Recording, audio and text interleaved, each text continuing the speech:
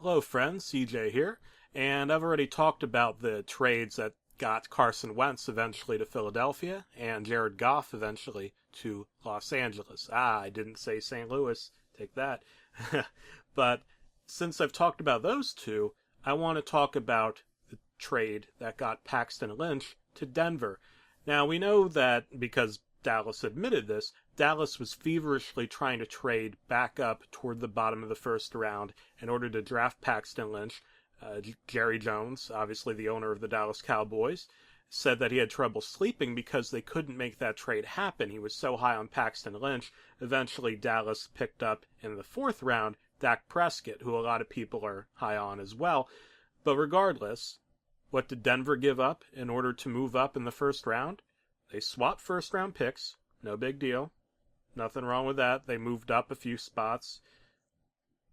And they gave up a third round pick. And to be honest, who cares?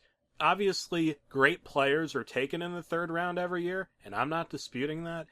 But in order to get your franchise quarterback, especially given the packages the Eagles and the Rams had to give up to move all the way up to number 2 and number 1 to get their guys, giving up a third round pick, no one is going to worry about that as long as the guy selected in that trade when you move up ends up being the guy. So what do I think of Paxton Lynch? I look at what I heard about Denver's favoritism when it came to the quarterbacks in the draft. And I know that Paxton Lynch, at least according to what I read, was their second highest ranked quarterback in this draft. I know that Jared Goff was below Paxton Lynch on their radar.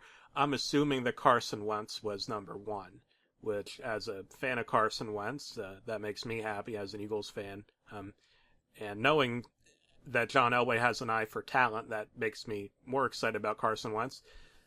But as for Paxton Lynch himself, the trade makes sense. So let's knock that barrier down. Let's attack that first.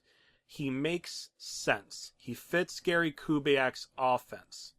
His style of play fits exactly what Gary Kubiak wants to do. There are a lot of similarities between Lynch and Osweiler. I'm not going to pretend that there aren't. But the experts have noted some differences between Lynch and Osweiler. A very important one being footwork. And a lot of folks say that when Brock Osweiler first came to the NFL, his footwork wasn't ready yet. He wasn't ready to move his feet the way an NFL quarterback needed to step up and make those throws. Looking at Paxton Lynch, we're told that he knows how to move and he'll be okay and it won't take him a few years in order to get that down pat.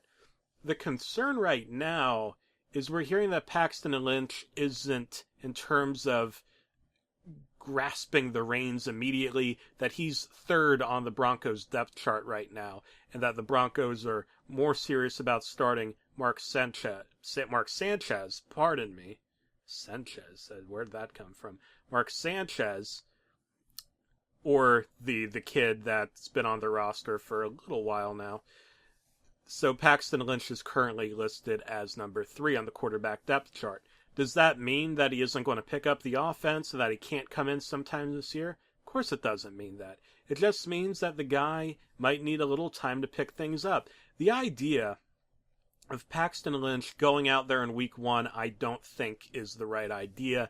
I feel like week 1 starters are those guys who you know will benefit from the learning experience, from the playing experience right away. You don't send them out there to get beaten up. You send them out there because you believe that they are ready to learn right now on the field, not just by watching on the sideline and holding the clipboard and talking to the other quarterbacks and what they do in the film room and so on, in the quarterback room, but they're ready to go out on the field and make plays, and when they make mistakes, learn from them and not have their confidence affected. I don't know Paxton Lynch personally. I obviously, I'm some guy on YouTube here, but I was touched by emotionally what being drafted, perhaps specifically being drafted by Denver, meant the emotional reaction he had after he was drafted. So obviously this means a lot to him. He's clearly someone who loves the game. There's no one's disputing Paxton Lynch's love for the game. But what did the Broncos lose? What did the Broncos lose by losing Brock Osweiler to Houston? Well, I think Brock is about at the sort of level I think Paxton will be at in a year, maybe two. So up front, the question is, the Broncos just won a Super Bowl. How serious are they about going back and winning another? Now, Tom Brady's facing a 4-game suspension, but the Patriots are good every year. That's just the way it works when you have Bill Belichick as head coach, and it's not Cleveland. We're in New England. The Steelers have been improving. A lot of stuff happened to the Ravens last year. I still can't. Injuries, I know, but they should have had a better season than they had last year. But anyway, I don't want to lose track of myself, but going down the list, can the Broncos start Paxton Lynch by, let's say, mid-season and go on and return to and win a second Super Bowl in a row? They need their defense to be back at that elite level, and when you have Von Miller saying that he isn't going to play on a franchise tag, well, you start to have some concern about what's going on in the locker room, which isn't to single anyone out, which isn't to say, oh, that's someone's bad character. That's not what I'm saying. But in terms of how excited they are to come in and work every day and learn every day and be together. Is anyone harboring any resentment about contract issues? Does anyone feel like, okay, we did it last year, so, is anyone overconfident? Now, I think Gary Kubiak's one heck of a coach. I think Wade Phillips is a fantastic defensive coordinator. I'm not exactly going out a whim on saying that. Yeah, his head coaching record is what it is, but as a defensive coordinator, he's fantastic. He was great in the job he had before Denver, and he's been great in Denver as the defensive coordinator job he had before Denver. The guy knows his stuff. So with his scheming, with his motivational approaches, can the Broncos go win a second Super Bowl in a row? And this is why I just mentioned the Pats and the Steelers and so on. I don't think the AFC is so stacked, unless this is the year the Colts really take that next step and Andrew Luck stays healthy. I don't see there being a juggernaut in the AFC. There are a lot of good teams, Kansas City. There are teams that you have to play 60 minutes against in order to win. I mean, that's almost every team in the NFL when you think about it. Even the worst team, if you don't show up and you don't play, you can still lose. That's why it's called professional football. I know a lot of folks don't believe that, but it keeps happening. And if you don't go out there and give your 100%, there's a reason why coaches get on guys for not giving their all even when they're winning. Bottom line is, yes, I think that if the defense is back at elite level, obviously Peyton Manning's numbers were not too good last year. They were as bad as a Super Bowl winning quarterback seasonal numbers have ever been, which isn't a rag on Peyton. We know how great Peyton is. We don't need to rub that man's belly.